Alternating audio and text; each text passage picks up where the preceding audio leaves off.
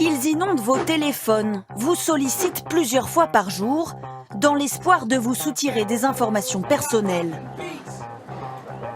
Une carte vitale qu'il faudrait renouveler, un colis à affranchir, un message vocal à écouter, tous les prétextes sont bons pour attirer votre attention et demander vos coordonnées bancaires.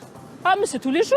Tout ce qui est arnaque liée au CPF, tout ce qui est lié au service de livraison, nous avons un colis pour vous. Et vous avez gagné ceci, vous avez gagné cela, faites ceci pour pouvoir accéder à un iPhone. Je ne les ouvre même plus, je les supprime tout de suite.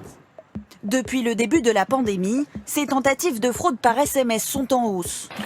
Derrière ces messages, des professionnels de l'arnaque en ligne qui achètent sur le dark web, la partie illégale d'Internet, des escroqueries clés en main. 200 $ pour usurper cette banque irlandaise par exemple.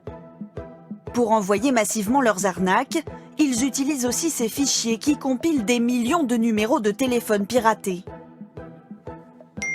En quelques minutes, le message piégé atterrit sur nos mobiles.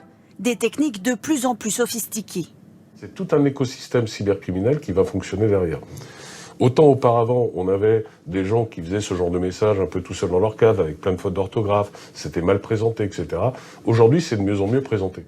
Résultat, des sites presque identiques aux plateformes officielles. On va arriver sur un faux site de l'assurance maladie, avec tous les logos, ceux de la carte vitale, etc. Et une stratégie qui complique l'identification des escrocs. Une première personne crée l'arnaque, une deuxième l'envoie et récupère vos données. Un troisième individu va les utiliser pour vous débiter de l'argent, par exemple. Effectivement, c'est toute une chaîne de gens qui ne se connaissent pas forcément, mais qui sont dans un mode business quelque part. Je te vends, je t'achète, etc. Comment faire alors pour ne pas tomber dans le panneau ? Sachez qu'aucune institution ou commerce ne vous demandera d'informations sensibles par SMS. En cas de doute, le bouche-à-oreille numérique peut aider à y voir plus clair. Sur ce forum, des centaines de messages frauduleux sont signalés chaque jour par des particuliers.